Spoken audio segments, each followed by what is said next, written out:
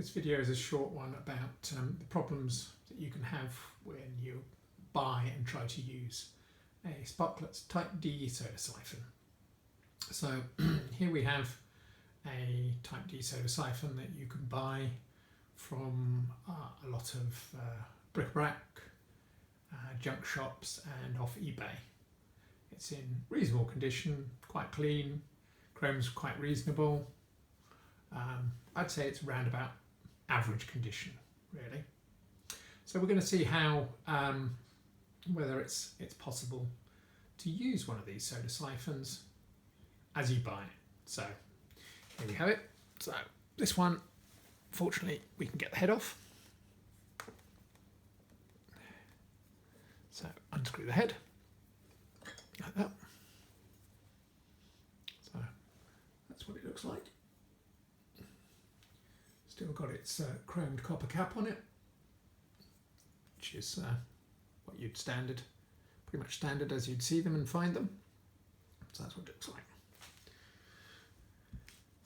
Then we'll put it down there. Then you have a glass straw, sometimes with a pewter top, sometimes without, and then a rather old rubber seal. This is the original seal from probably around about the 1940s or 1950s. It's gone really hard, and as you can just about see, parts of it are breaking off, and it's not rubber at all. It's more like sort of hard plastic, and it breaks really easily. See, just break a piece off, and it's totally useless. So that, you'll be extraordinarily lucky if that actually seals. So what we'll do is put that to one side, because that's not going to be any use to us. And what you want is a replacement seal. Now, this is a modern remanufactured item, closely equivalent to the original one. It's just this one now takes a plastic tube, which has been flared at the end to stop this tube from being blown through or dropping through the seal. And you can see this is nice and rubbery, not going to break. And this has been designed so it will actually fit inside. And this seal fits pretty much the whole of the Sparklets range of soda siphons, and also several classic and vintage siphons from other manufacturers. Although sometimes it does need a little bit of a change to the design, some additional pieces to actually get them to fit other siphons. But we're quite happy to do that. So that would go inside here and be pushed down like that. But first of all, let's show. Let's take that back out again. Let's fill the siphon up with water. So here I've got a jug of a litre of water, and I'm just going to fill it up.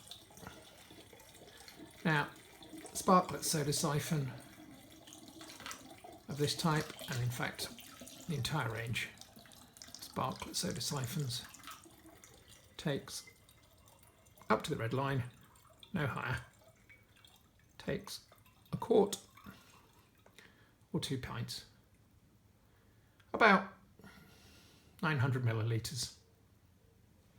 Okay, so you fill that up, you will. Put those to one side, put your straw in, like that. Press it down. I think you can probably just about see the length of that. It's just right, so it fits in right into the bottom of the glass bottle within the metal mesh, the wire mesh, and just about touches the bottom. And it's been cut off at a slight angle so that it doesn't ground on the bottom and stop the water from being picked up. So now, here we have the original head. This is the head. Now, that just goes on top. So line it up carefully with the threads. The threads on this one have been lubricated with a little bit of very soft wax. That allows it to slide on easily. And there we are. So what we'll do is we'll turn that. And here we've got a key. This isn't from the right period. This is a later key from about the 1950s. But all the keys for the Sparklets range of siphons fit throughout the range from about 1920. And this is what you'd see from 1920s one. Slightly different. This one's made out of pewter and has a slightly grey look to it.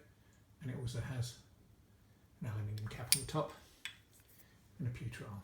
But essentially, yeah, pretty much the same, except the earlier ones, it doesn't have a non-return valve in here. You have to leave the key and the capsule in there, otherwise it squirts water at you. Not good. So, we've put the head on. Now,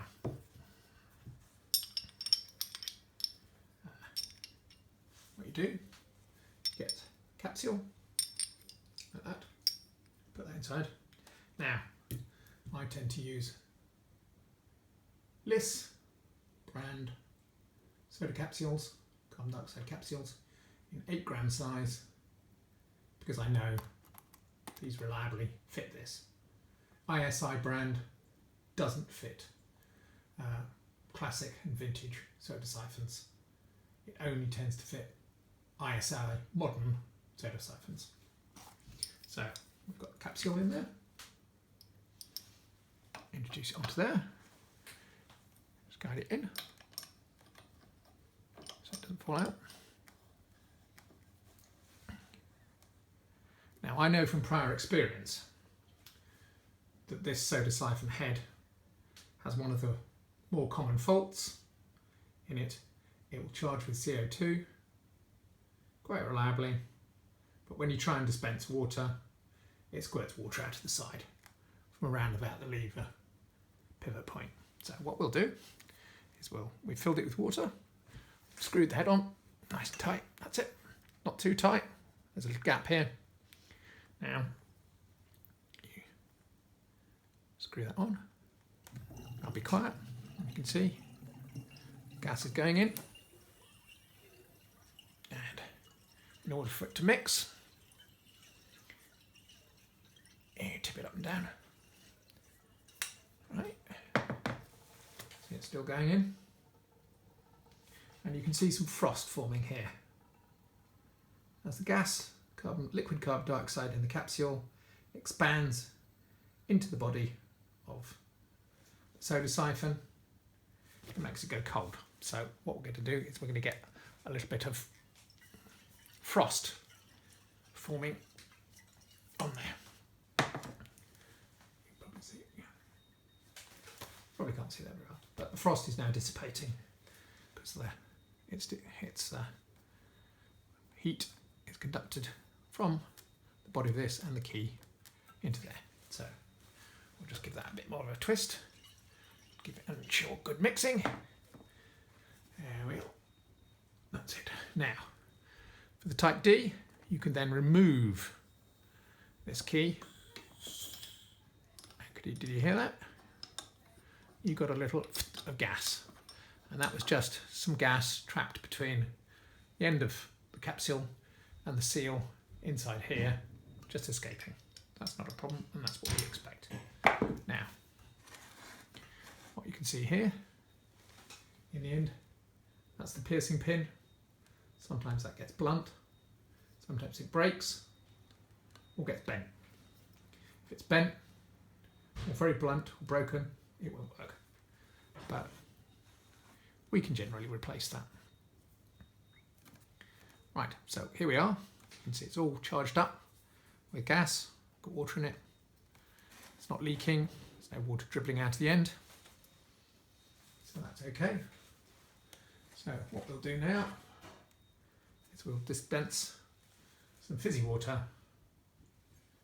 into this glass, like this.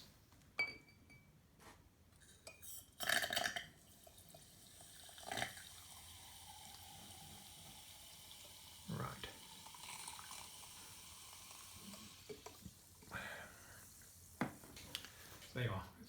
dispensing fizzy water. But can you see that little rivulet of water running down from here, from the lever arm, down the body? That's because, as this is, well, nearly probably 70, 80 years old, what happens is that in those days they used natural rubber. There's the seals inside here, and those have gone all hard or cracked.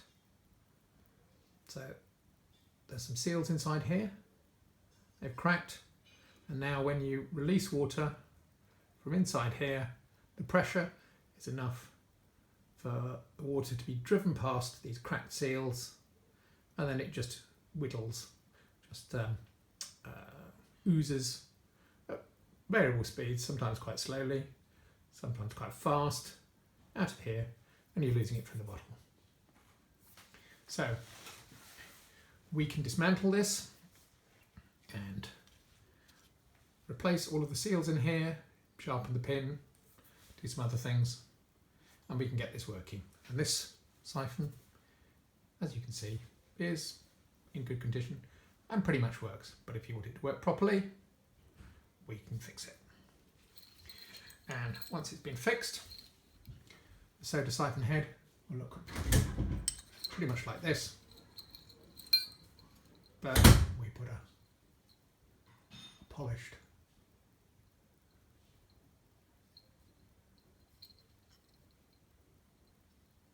copper cap on to replace the original one.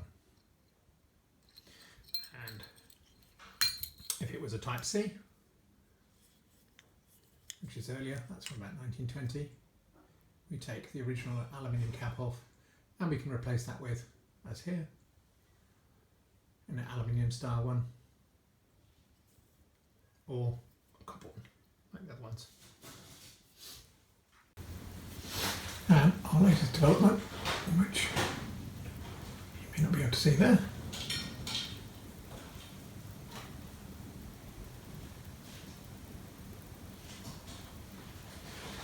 is we can now add the aqua spumante emblem, and that goes on the top. Thank you very much for watching.